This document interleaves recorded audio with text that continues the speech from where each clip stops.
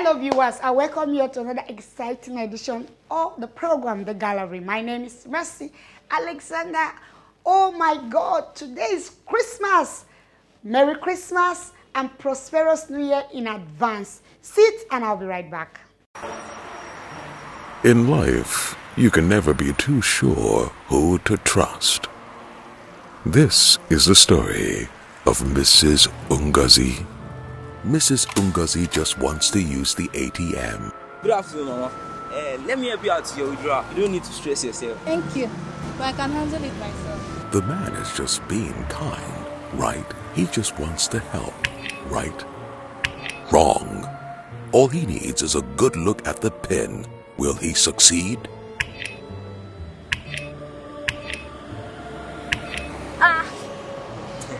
I want my IG fans. I say, sorry. Do not share your card pin with anyone. Keep your account information private and ensure no one is watching you while you enter your pin. UBA, Africa's global bank.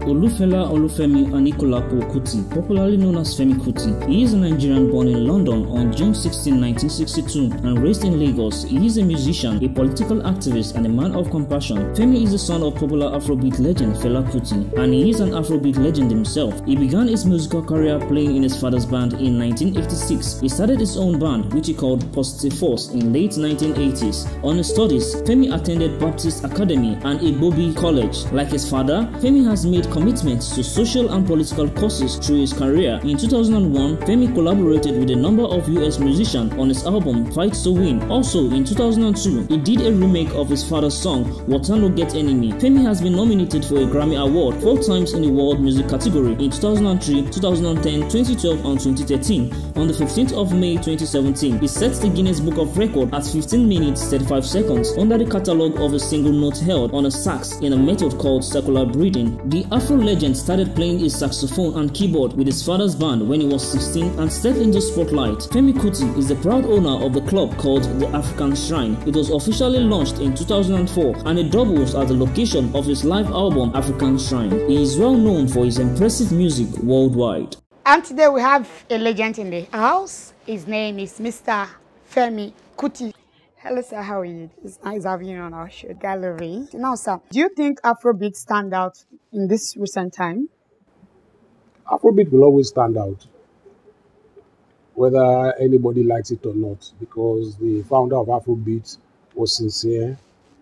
The energy, the motivation, the will to put that genre of music together was authentic and real. So it will always stand out. Now, the greatest of the greatest artists today have been influenced by my father and the Afrobeat. And so you name them, Alicia Keys, Common, Jay-Z, we come back home, Wizkid, Burna Boy, name them. Everybody, most of the Nigerian artists have been influenced by my father's music, including myself. And so the Afrobeat will always be very relevant in our lives. Well, thank you, sir. So, sir, what are those greatest challenges that you can say that it has been difficult for you as a person?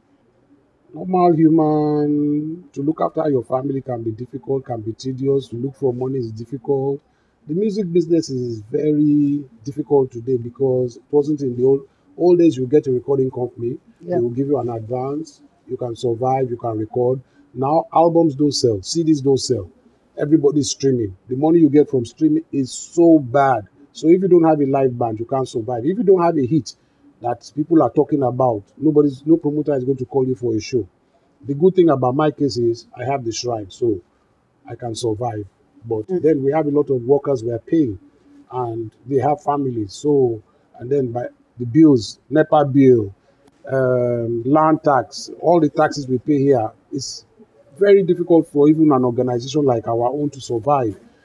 My band, we're about 15 on the stage, and then we have the extras, we're about 21 altogether musicians, and we play free on Thursdays. Wow. So basically it's next to impossible for even a body like the African Shrine to survive musically today. And it's a very, but having said that, I don't think there's any profession except you're a politician that is really happy today in Nigeria. Every profession is suffering, especially even before COVID. The economy has been getting bad, not just even in Nigeria, but globally. Life has been very difficult for a lot of people. And I think world leaders are finding it difficult to find how to share the wealth of the world equally. So it's been very tough. So how have you been able to overcome all these challenges? By remaining steadfast and believing that we will overcome the difficulties, and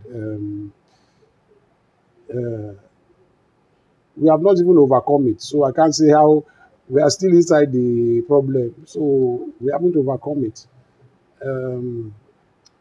I'm just hoping that things will improve. But I know too many people that are really suffering. I know too many. And these are people that are very close to me. Yeah. I look out of my house. The suffering is real. You drive on the street, left, right, you just see people are really struggling and desperate. So we're in very scary, difficult times, and I'm just hoping that we can all overcome this time. Now, sir, if you have opportunity, what will you change in this country, Nigeria? What will I change? I will first change leadership. We have very bad leadership. We have politicians that don't love this country, or they pretend to love this country. We have policies that are not working. Nothing works in Nigeria. Education doesn't work. Electricity doesn't work. The roads are bad. Healthcare, zero. Nothing is working.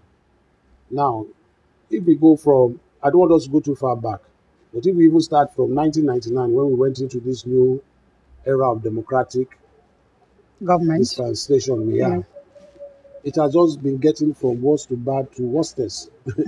Find the English word, worstest, test. So it's we have just had, the leadership has just been greedy. It has always been about their own personal gain in government. So when you go back to 1990, what was the first policies the government did? They were all fighting for house allowance, which was, I believe, then 30 million. They were fighting between 30 million and 25 million housing allowance to renovate their houses. Yes. That was Wow. their priority. But the priority of the Nigerian people was they wanted good education, they wanted healthcare, they wanted good roads, they didn't go and fight for these things. Electricity and all that. They didn't fight for the people. They were fighting for their personal gain, and that has always been the trend of politics in this country. So right now we don't have healthcare, we don't have all the facilities we should have. Nothing works in this country. So COVID-19 comes. We even think that, okay, the leadership will have learned that let's fix the general hospitals that everybody can benefit. They still haven't done it. So we are still in the mess that we are in. And then now we have security. In where we are talking about this, security has now become a major concern for every Nigerian. Then we even talk about the economy. The economy has totally collapsed. So there is nothing we can say that is positive about where we are right now. Absolutely nothing. And anybody that wants to give excuses, they will give flimsy excuses, but we are not talking about but. We are talking that the suffering is real. Yeah. The young people don't have jobs. Young people don't have jobs. There is no, universities are closed. Universities have been closed for 8 months. And I even believe it's a plan, because they don't know where, it's better for the university to close, because they don't know where to put all these young boys and when they come out of university, where is the job? So there are no jobs. Nobody's creating jobs. Nothing is working. So if I had my way, I would change all this. Oh, there you go. There are too many things to even change. It even looks like an impossible task. Wow. Now, sir, let's talk about the music industry. Do you think they've been able to, create a very good impact in Nigeria as it is right now? Look, the film industry, the music industry have been very positive for Nigeria. But even having said that, there are too many lapses. When the government sees that this even let's look at sports. Sports was one of our greatest not achievements, sports was one of the greatest things we had in this country. We had great athletes doing well. Olympics, at least we win 1 or 2 medals, 3 medals. We don't even win medals anymore. In my youth days, we had the Principal Cup. Principal Cup, many of the boys will join big football clubs like stationery stores, ICC International, ICC, Rangers International, or Bendel. We were going to the stadium. We were patriots of our own. Now, what do? We are all thinking of Manchester, Arsenal, Man City, Barcelona. If Nigeria is even playing a match today, and Barcelona and Madrid are playing, more people will be watching that. We don't care about our own anymore. We don't even know who plays in our league. We don't care about the league. So the government has failed even in what we'll call the most unimportant, which is important, but health is more important than sports. Yeah. We all need health. We all need food. So even there, the government has failed the people. So what the government should have done is they should have ensured. We used to go to National Stadium to train, to swim. Nobody swims anymore. We used to have the national museum. No, not national museum. National competition where all states will compete. Yeah. I've not even heard about it. And if it does happen nowadays, nobody cares about it. The government is not investing. The government is not encouraging the private sector to invest, for us to refocus our attention back home, to think inwards instead of outwards, because everybody just wants to get out of this country, go to America, go to Europe, think, if it's sports, I prefer to watch Messi or Ronaldo or one of these big teams. We don't care about ourselves, we don't care about our own. Why? Because the government has failed to make us think inwards. Now you go. If the government sees that these two industries are doing so well, then they should be investing. We should have one of the biggest academies for acting now in this country. Yeah, because Nigeria, Nollywood is, I think, the biggest in Africa. Yes. Probably, I think, third in the world. I think it's Hollywood. Third is Hollywood, then Bollywood, then Nollywood. Okay, something like that. Nigeria is huge. And we have some very good plays. So we should have invested in it. In music, we should have been training young boys and girls to not just be artists, but musicians. Because there is no point in just being an artist where you are singing or you can display. What do you do after that? Music is serious business. If you don't start to teach our young people how to read and write music and be able to stand up to any other nation, then we have failed our youths in this country. So, again, I find a lot of faults in this sector. But what is the good thing there is we see the enthusiasm of young people that they want to excel. Yeah. And instead of becoming nuisances, making a nuisance of their lives, they are doing very positive things with their life. But again, there's no encouragement from the sectors that should encourage them, ensuring that we have... Look, America is great because they take all these industries very seriously. Yeah. You must go. If you want to go to music, you must go. You must learn properly. There are hundreds of universities teaching music. Yeah. And you become one of the greatest musicians around. Yeah. If you want a bassist in America, easily you'll get at least 10,000 bassists, great bassists that can play, read, write. Same with a trumpeter or a saxophonist or a drummer, because they are passing out of university every year. So you have bands, different musicians, different calibers of genres of music. So these are the things we should... You see somebody doing this, then you must be envious. You must say, wow, I want the best for my people too. We go to the airport, you travel to Charles de Gaulle, you go to New York, JF Kennedy Airport. You see the airport, you come back home, you see our Muritala Mohammed. No, you will be ashamed. Yeah, but if you take somebody from Abeokuta and you show them, they will say, what are you talking about? Because that person has not been exposed. So it's like the person that goes to River Ogun, be thinking that River Ogun is the biggest river. You haven't seen River Niger. Yeah. And if you think River Niger is big, you haven't seen Bar Beach. When you see water, you will be afraid now. So that is what this country has done. They have just somehow imprisoned the minds of the people, and they have taken advantage of that and suppressed its citizens. Where they and their families get the best education, they get the best of everything, and they live like lords over our resources. Let's go into the oil sector. The oil should be for every citizen in this country. That means the house help, the downfall driver, the Okada driver. Everybody must be benefiting. What did they do with the oil? They took the oil and they said to give it to individual people. So individual people in this country became multi-billionaires on the resources of this country. Many of them are not even from the states where this oil is from. So because the military shared it to their friends, and when the civilians came up, everybody just said to get oil block. So somebody that, look, a dunce, if you give a dunce oil block, he will know what to do with the money. He just gives it to an investor. And just be giving me 200 million every day. Of course, that person will now become, everybody will be hailing him. Hey, I'm a millionaire. Yes, sir. Just because he didn't work for it. Somebody gave you the oil block and you are just, it's not your intelligence. And then the people that are intelligent are suppressed. The professors that teach our graduates to become great people in this world, that spend years and years and years teaching different students year after year. They can't even buy a car. They can't even pay their house rent. Or the surgeon. So we lose our best brains to other countries. Our doctors leave this country. Everybody leaves this country. Everybody knows that. With the intelligence I have, if I go out and I'm ready to work, I will make it. And they do make it. Many of them do make it outside this country. And this has been the trend for God knows since when.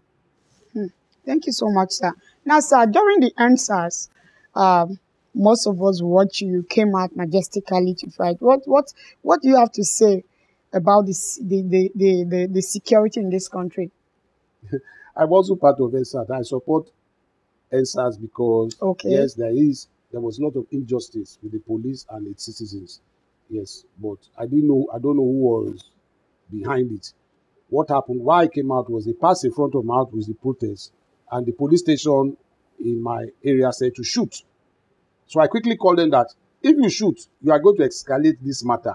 That is what we do not need in this community right now. So I ran there. On my way there, the protesters had already run away. When they saw me, they got the courage to go back. So we all went back to the police, and I convinced the DPO there, look, don't shoot. For whatever reason. He said they were trying to burn the police station. So I talked to the protesters, look, come. You say it's a peaceful protest, so don't start doing this here. Yeah. And if other people are coming from other communities to come and destroy this, we must protect this community. Yes, we can make our voices heard, but we don't have to be destructive in it. So I calmed the police down, I calmed the protesters down. So it went. The second time I went was, they were at Alausa and I was by the shrine, and I heard that thugs were sent to beat them up. For me, that's wrong. It's a peaceful protest. Why are you sending thugs? And the government did nothing. The police were just standing by, watching the thugs just beat the protesters. So I just mobilized some of our boys here to show that, look, people like us must show solidarity with them. Yeah. But this was as far how the protests, how it started, who is behind it. I'm just in support because there is no Nigerian, if we are very honest with ourselves, would not know that there is a lot of injustice in the police force, where the police take advantage of citizens, young boys and girls in this country. They do this in the shrine. They just come, they are coming to the shrine, they just arrest you, they pick you up, they extort money from you. This has been going on for too long. Having said that, what the government do, they said there's a policy that the government had even done to make life better for the police. The government keeps doing all these policies. Then they work like snails, even if that policy does exist, because I was having an argument with some people on Twitter. I said, it is NSAS that made them revisit this matter. And now, even if they had done it, why were they working at a tortoise space to do this policy? Don't they see that these are urgent steps they must do like yesterday? So, the welfare of the police, when the police are not taken care of course, they become a nuisance to society. When you see the way, when you go to their barracks, just go to Ikeja barrack police. You'll be disgusted. Yes, as in many other police stations. Even the army, look, there is no sector in this country we can be very proud of in this country. And the government, what do? Even the president, what does he do? Every time he's sick, he leaves this country. The Senate cannot tell him that. Look, by now, they should have passed a law by now that, look, anybody going into government, you go into politics, you are going to serve this country, you are not allowed for any healthcare out of this country. And the way to look at it is, when the Queen or the Prime Minister of Britain is sick, they don't go to America, no matter your sickness. You don't go to America to treat yourself, nor does the President of France or Germany or America go to England, vice versa. You will die in your country. If you can't find a doctor to treat you, it's your fault. If you did not take care of your healthcare service, they die, because all of us too are dying here. And that is how it should be for us here too. Why should they have the best healthcare? Then what? Because you are president or senator or who, you are better than the other citizens. Now then, the mathematics is this: before you became who you are, you came to beg for people's votes. You are begging, please sir, vote for me, oh, I will do this, I will do this. That, yeah. When you now win the election, we now start to call you, oh sir, yes Mr. President, yes Mr. Your Excellency for what? What have you done that you have excelled? No, you see, so people are angry, and people have the right to be angry. Yeah, I understand, sir. What are you, wait, what are you calling? Somebody just won the election, then suddenly he gets the term, Your Excellency. Excellency for what? Excellency is reserved for people that have done, maybe you have brought a cure for cancer. Then you can be called excellent. Or you won 3 gold medals, not even 1, 3 gold medals for Nigeria. Or you become world champion. Hey, you have excelled in your profession. Or musically, like Fela, can be called excellency because his achievements is beyond. Globally, we know Fela is recognized. Yeah. He can be called an excellent person. Please, what has many of them in the House of Rep or wherever that they are being called excellency, what have they done? Because you just won the election. Okay, you just won the election, so you are excellent in winning the election. Okay, maybe that's their criteria, Sha. Okay, sir. Thank you so much, sir. Now, sir, how do you manage being a father and, be... Simplicity in my life. And this is from my mother, because every time people used to call me king and all that, my maternal grandmother used to get very angry. So she always kept my feet down on earth. So how do I manage? And this is very difficult for a mission, like I already explained to you in the earlier part of the program, that it's very difficult for somebody like me because you have to travel, so you are not there. So COVID-19, this is the longest time I've been with my family. So we are bonded very well. I've been able to see some lapses I've had, because when I'm not around, my children, when they say when the cat is away, the mice will play. So you see, when I'm not around, my children become, they are very troublesome. So I've noticed this, and they were becoming terrorists in my house. So COVID has let me see some places where I now need to take action. Yeah. Because if you don't control your children, they will bring embarrassment to you. Yeah. So as a father, I'm trying to rectify all these things now. COVID has made me see that my children can't be very troublesome. Now I have to teach them not to be troublesome. And so these are kind of the things I'm taking as a father, I'm working on. I'm not saying they are bad, I'm just saying some lapses have happened. Yeah, of course, but this happened because you are not around. And my profession does not allow me. I'm not like the conventional father where you go to work, you come back. And even these days, conventional fathers and mothers find it very difficult to be there, because they give the house help is the one looking after the children. By the time they get back home, they are tired. So society, the African community is lost in this Western style of work, where you are the master of your destiny. Now we don't own our destiny. We are working for somebody. And even if you have your business, because of the global economical problems we face, everybody's so engrossed in self-centeredness that we forget what should be our priority. Our priority, first of all, should be family, children, and things like this. And now all these factors are being neglected. So when our children start to be nuisances, we blame everybody but ourselves. But really, society is changing us so fast and badly that we don't even have time to show true love to our children anymore. Wow. So these are the things I've seen with COVID, that now I want to spend more time. I want to dictate my pace, and so my children know that I'm there for them more often. Now, sir, you have a lot of songs. Can you please, do you have anyone that you can just sing or like just... No, I get paid to sing. Why will I sing for you? You must pay me, and my fee is very high, so nobody even calls me nowadays. But that's why I play free at the shrine. Okay, that free that you like playing, just do it. No, at the shrine. No, I know you are at the shrine like that, but no. You can just do that for me, please. I want to dance like I want to. I don't think I'm done it. The way I see you can't even dance my music. So. Oh, let's give it a try. You can look. I can bet 5 million naira. You can't dance Afrobeats. Okay, that means I'm going to watch you. I'm not saying shock you. That's shock you. No, it's Afrobeat go. The Afrobeat dance. Oh, for real? Let me give you one verse. Okay. Yesterday, them tell us, say today, now we go again.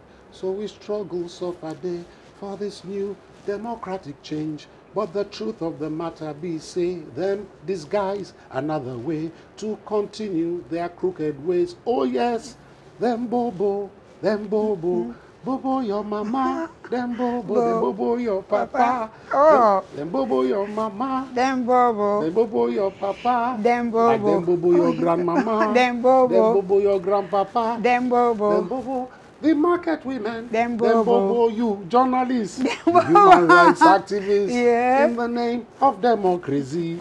Now, sir, I need you to advise our leaders and also most especially the youth. The youth should not let down on their demands that they are insisting for better governments in Nigeria, where they must be tired. And my life is a good example. When my father was talking, it was 1971. I was 9 years old. I'm 58 now. So my news video, which is Pak, which tells the youth that, look, time goes so fast. Before you know it, you'll be too old to fight. Right now, all my songs in 40 years of my musical career have been political. But I'm 58 now. I will soon be 60. Too tired to even do what I'm doing now. Yeah, so if the youth don't keep up their demands, they will soon find out that, look, time has left them behind, and they will find themselves in their father's places or mother's places where they will be nonchalant or just like completely fed up. So this is the time to make the demands for a better country. To the leaders, simple. They better start doing what they were elected to do. And one thing I know they were not elected to do was to be corrupt. Nobody voted them there to be corrupt. So they should first seize that one and start to do the things we have already discussed. Health, good roads, electricity, education, food, security. Look, today, the good thing is most Nigerians know the problems and most Nigerians know what they demand from government. Gone were those days when it was just Fela's voice, or in the 80s, late 80s, mid 80s, Chief Ganifa and my father's brother joined the crusade to fight against bad government. Yeah. But for a decade and a half, it was just Fela's voice. Gone are those days. Now you go on the internet or you go anywhere, there are so many activists, there are so many people. Everybody knows that there's bad government and everybody wants true change, true positive change today. Thank you so much, sir. Thank you. So I really appreciate the fact that you gave us your time. I say thank you again, sir. Thank you very much. Wow, we just have to call it a day. Merry Christmas once again and Happy New Year in advance. Don't forget to follow us on all our social media handles. I still remain your host, Mercy Alexander. Bye and have a wonderful weekend.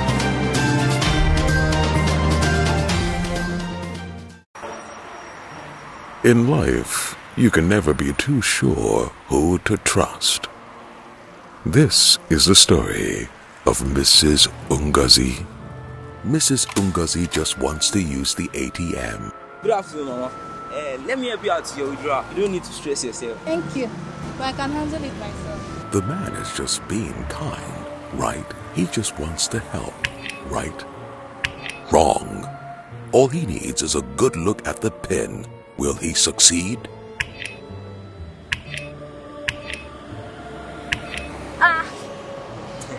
I want my IG fans. I say, sorry. Do not share your card PIN with anyone. Keep your account information private and ensure no one is watching you while you enter your PIN. UBA, Africa's global bank.